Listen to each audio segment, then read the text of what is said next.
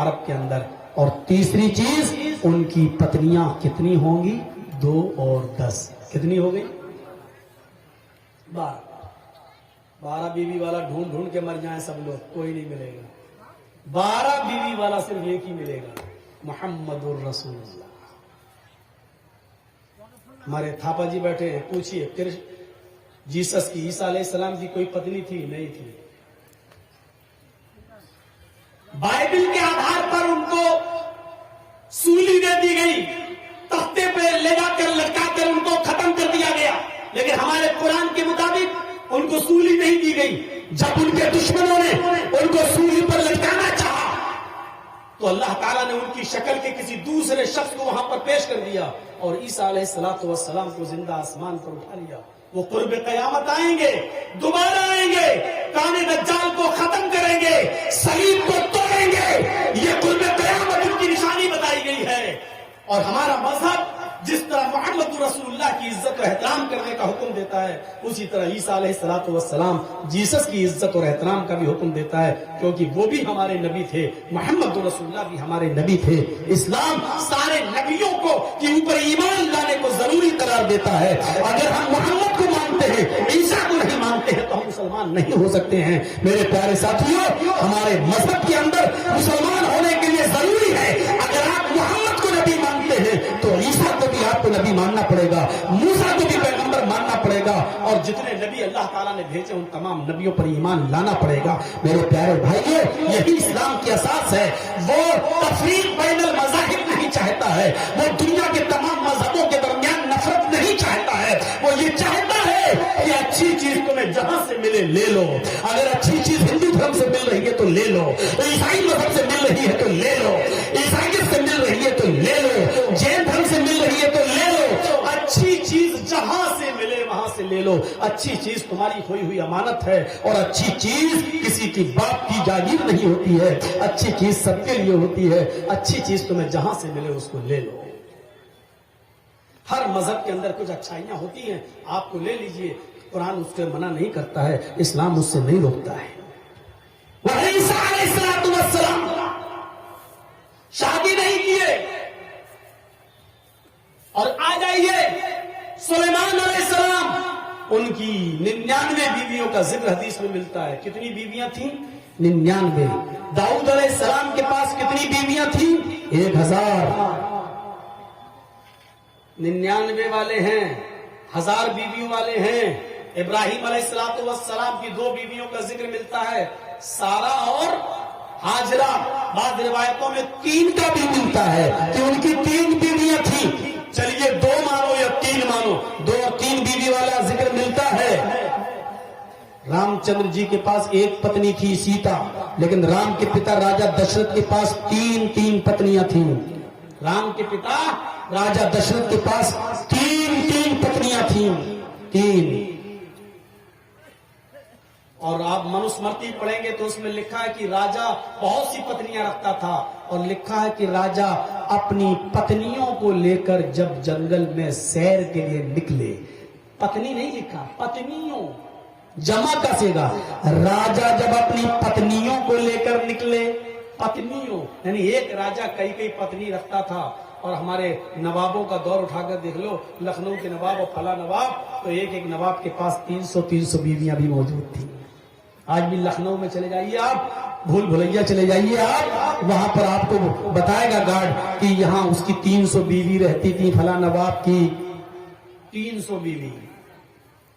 तो 300 वाले बहुत मिलेंगे।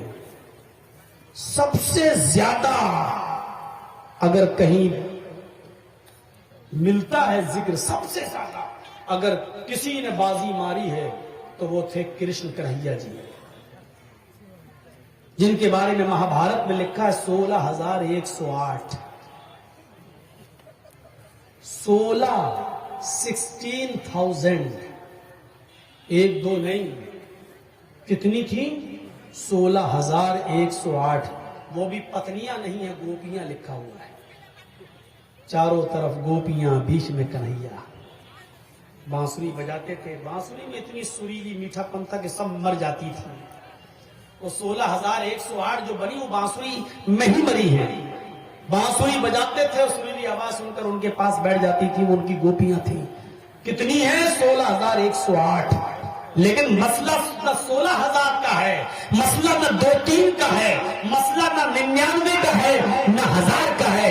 मसला यह है कि 12 बीवी वाला आखिरी नबी होगा, अंतिम ऋषि वो होगा जिसकी 12 बीवियां होंगी। तो 12 बीवी यानी 11 तो बीवियां और एक लौंडी, एक बांदी मुकद्दस के बादशाह ने, मुल्क शाम के बादशाह ने जो 2 लड़कियां तोहफे में भेजी थी, अल्लाह के नबी सल्लल्लाहु अलैहि वसल्लम को गिफ्ट के तौर पर दी थी। एक का नाम था सीरीन और एक का नाम था मारिया। तो अल्लाह के रसूल ने एक को एक्सेप्ट कर लिया था, मारिया को, और सीरीन जो थी वो हजरत हसन इब्ने साबित को दे दिया, इनको आप रखो, और मारिया को आपने अपने पास रख लिया। मारिया से एक बच्चा भी पैदा हुआ अल्लाह के नबी का, जिसका नाम था इब्राहिम। एक बेटा भी पैदा हुआ। तो 11 बीवी, एक लौंडी, 12 पत्नियों वाला। चूंकि लौंडी से भी बीवी वाला काम लिया जा सकता है, इसलिए उनको भी हम बीवी में शामिल कर रहे हैं। तो 11 पत्नी, एक लौंडी, तो क्या हुआ? 12 बीवियों वाला अगर कोई मिलता है और कोई दिखाई देता है हिंदू धर्म की किताब के मुताबिक, तो वो सिर्फ एक ही है, और वो कौन है? मुहम्मदुर रसूलुल्लाह सल्लल्लाहु अलैहि वसल्लम। और आगे वाला मंत्र तो बिल्कुल क्लियर है। और देखिए, एशाए मामहे, एशाए मामहे शतन निष्काम दशस्तराजा त्रीणी शतान्य वर्तान्य सहस्त्रादष्टो नाम। अथर्ववेद कांड 20 सूक्त 127 का मंत्र नंबर 3। पहला मंत्र तो वो था, नराशंस नाम होगा, पूरे विश्व में सबसे ज्यादा तारीफ होगी, 60,090 दुश्मनों से बचाएंगे, ये पहला मंत्र हो गया। दूसरा मंत्र क्या था? उसकी प्यारी सवारी ऊंटनी होगी और उनकी 12 बीवी होंगी, ये दूसरा मंत्र हो गया। तीसरा मंत्र देखिए, एशाए मामहे। यहां पर भी, ए भैया बैठ जाओ, कहां जा रहे हो? शादी हो गई तुम्हारी? तब क्या कर रहे हो जाके? बीच से उठने मत दीजिए आप लोग, यहां से ना उठे, पीछे से उठ जाए, कोई दिक्कत नहीं है। और जिसको उठना हो यहां से अभी चला जाए। हमें बड़ा डिस्टर्ब होता है, मैं भूल जाता हूं कि क्या पढ़ रहा हूं। मैं समझता हूं कि टोकने के लिए उठ रहा है, कहीं ऐसा ना हो कि माइक पकड़ के छीन। 1-2 बार ऐसा हो चुका। उठा, हम सब ये पेशाब करने जा रहा हूं, आया सीधा माइक, ये क्या बोल रहा है? कई जगह ऐसा हुआ। तो जो बीच से कोई उठता तो मैं डर जाता हूं कि माइक तो छीनने नहीं आ रहा है। अब क्या करूं, वही चीज बैठी हुई है दिमाग में। अब दिमाग में जल्दी कोई निकलता थोड़ी है। अब देख रहे हो, तो एक कमीना जो है बदल गया। अब उसके दिमाग में वही घुसा हुआ था, हैं? बार बार वो। आज उसका बयान क्या है मालूम है? मुझे मुसलमानों ने इस्लाम से निकाल दिया है, मरने के बाद हमें 2 गज जमीन भी नहीं मिलेगी। जब हमारे ऊपर कुफ्र का फतवा लगा दिया तो हमने ये धर्म कबूल कर लिया। अब सवाल यह है कि इस्लाम पर तो तुमने बहुत सवाल उठाए, अब नसीब रिजवी मत कहिए, अब उसको कहिए जितेंद्र कुमार। क्या नाम उसका हो गया? जितेंद्र कुमार त्यागी। अब उससे पूछो कि अब हिंदू धर्म पर जरा उंगली उठाओ। 16,108 थी। जितेंद्र त्यागी जी, क्या कहोगे? अब उठाओ। मोहम्मद साहब की 12 बीवी पर बड़ी उंगली उठाते थे, अब जो 16,108 रखा था उसके ऊपर उठाओ उंगली। रामचंद्र जी को भगवान का दर्जा दिया जाता है, फिर भी रावण उनकी पत्नी सीता को लेके भाग गया। भगवान अपनी पत्नी को नहीं बचा पाए, अब उठाओ उंगली। अब तो जर्जीस तुम्हारी रात की नींद हराम कर देगा। अब उठाओ, अब उठाओ। कोई बात नहीं, चेंज हो गए। यहां किसी को परवाह नहीं है। अच्छा हुआ मेरे हिसाब से, बहुत अच्छा हुआ कि तुम बदल गए, उधर चले गए, क्योंकि अभी तक मुझे इस्लाम का भी दिफा करना पड़ता था और ये कहना पड़ता था कि वो रास्ते से भटक गया है। लेकिन अब गैर मुस्लिम होकर एक हिंदू धर्म में आकर तुम इस्लाम पर कीचड़ उछालोगे तो कोई फर्क नहीं पड़ता। इसलिए कि आरएसएस, बजरंग दल पहले ही से उछालते हैं, तुम भी थोड़ी के पालतू कुत्ते हो, तुम तो अपने आप उछालोगे, कोई फर्क नहीं पड़ता हमारे ऊपर। इस्लाम के ऊपर भी कोई फर्क नहीं पड़ता। बड़ी टिप्पणियां हो रही हैं। मैंने भी एक कमेंट किया था, सब कुछ बदल गया, अपनी मशीन कैसे बदलोगे?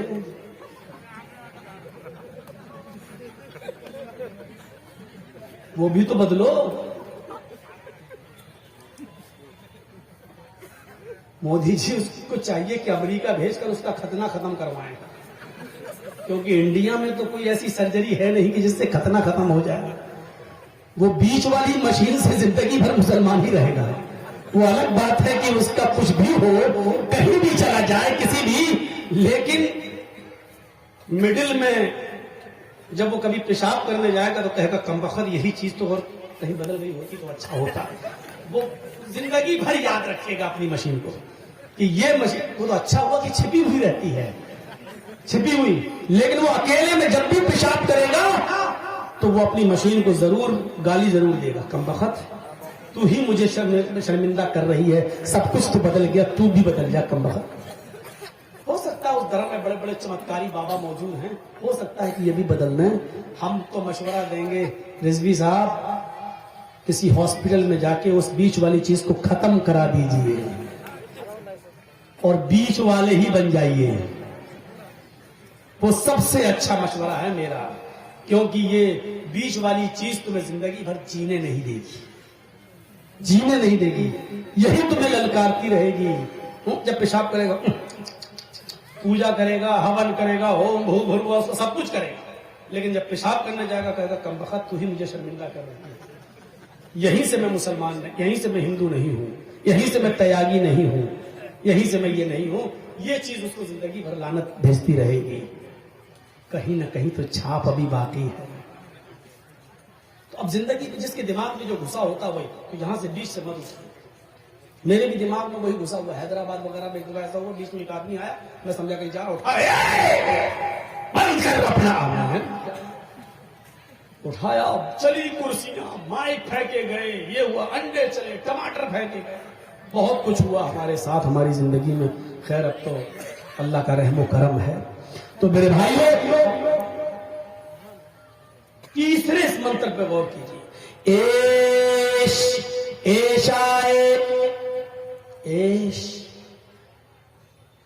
लोगों, इसका तर्जमा भी वही हुआ, आए लोग, ऐशाए ईश्वर देगा, एश हाय लोगों, ऐशाए ईश्वर देगा, मामहे मामह को, मामह मामह का मामा भी होता है जिसकी बहुत तारीफ की गई है, मामह।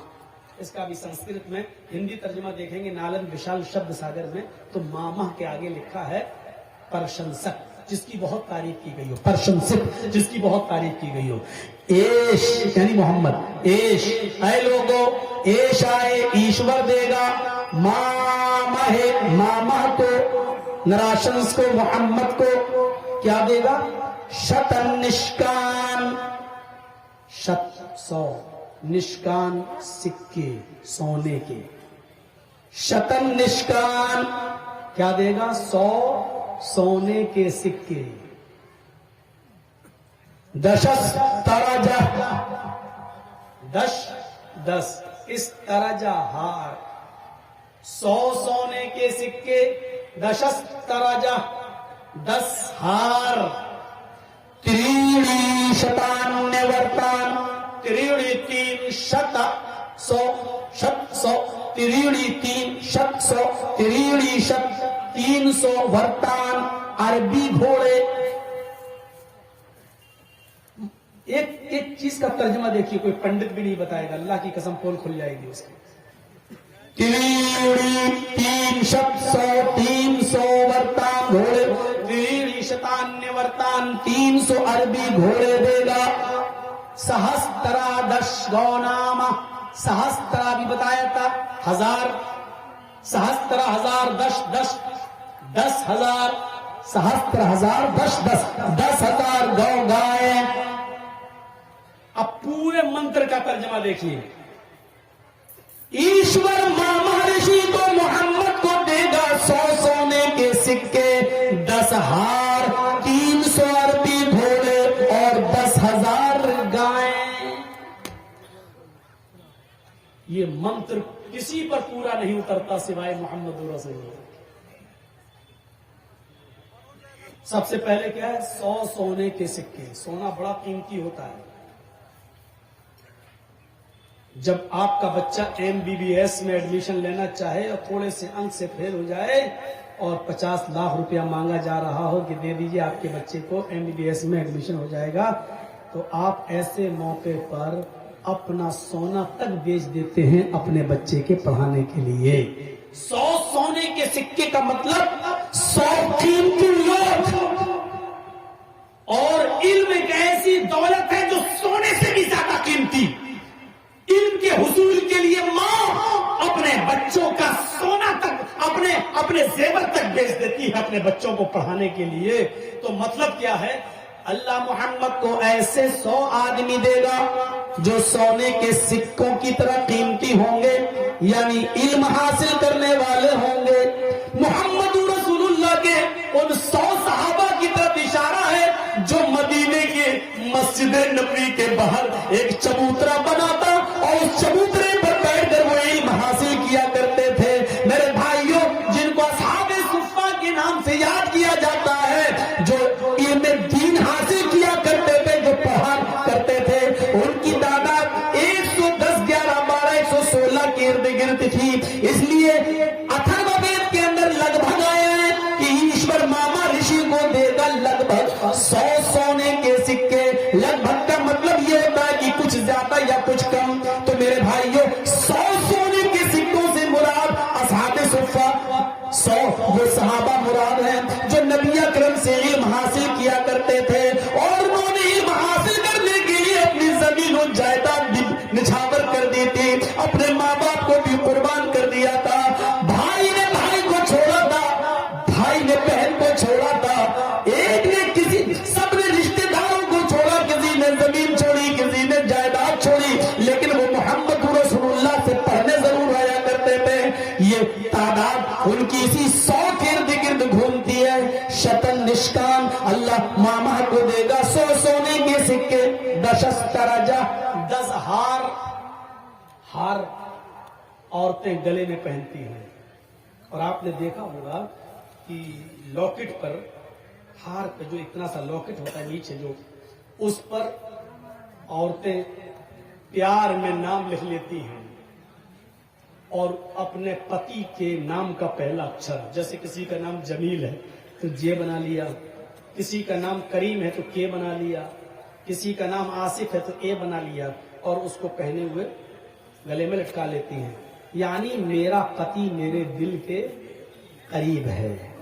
आजकल तो खुराफाती लड़कियां भी यही सब कर रही हैं, अपने आशिकों का नाम लटका लिया, और लड़के भी कर रहे हैं। लड़के कुछ ज्यादा ही दीवाने हैं, वो अपनी माशूकाओं का नाम यहाँ लिखवाते हैं, खंजर चलवाते हैं, गुदवाते हैं, ऐसा लिखवाते हैं कि वो कभी न मिटे। ये जुनून और पागलपन है। शेख अब्दुल्ला इब्न बास का फतवा अगर आप उठाएंगे तो आप पढ़ेंगे जिन्होंने अपने जिस्म को गुदवाया है, गुदवाया, अपने जिस्म पर लिखवाया खंजर से, उससे जो मिटता नहीं है, ऐसा आदमी अगर मर जाए तो उन्होंने फतवा दिया है कि ऐसे आदमी की नमाज जनाजा जायज नहीं है और ऐसे आदमी को मुसलमानों के कब्रिस्तान में दफन नहीं किया जाना चाहिए। इतना सख्त फतवा दिया ऐसे शख्स के बारे में। हम सोचते ही नहीं कि हम क्या करते थे, हम गुदवा रहे हैं। तो हार चुके दिल के बहुत करीब होता है। तो अल्लाह मोहम्मद को 10 हार देगा, मतलब ऐसे 10 सहाबा देगा जो मोहम्मद रसूलुल्लाह के दिल के बहुत करीब होंगे, जो नबी को बहुत महबूब होंगे, बहुत प्यारे होंगे। ईमानदारी के साथ बताइए, क्या ऐसे 10 सहाबा नबी के पास थे या नहीं? हदीस की किताबों में इन 10 सहाबा को अशरे मुबश्शरा कहा जाता है, जो इतने चहीते थे, इतने प्यारे थे मोहम्मद रसूलुल्लाह को कि अल्लाह के रसूल ने इसी दुनिया में एक एक का नाम लेकर एक एक को जन्नती कहा था। अरे अबू बकर तुम जन्नती, अरे उमर तुम जन्नती, अरे उस्मान तुम जन्नती, अरे अली तुम जन्नती, अरे साहब तुम जन्नती, अरे सईद तुम जन्नती, अरे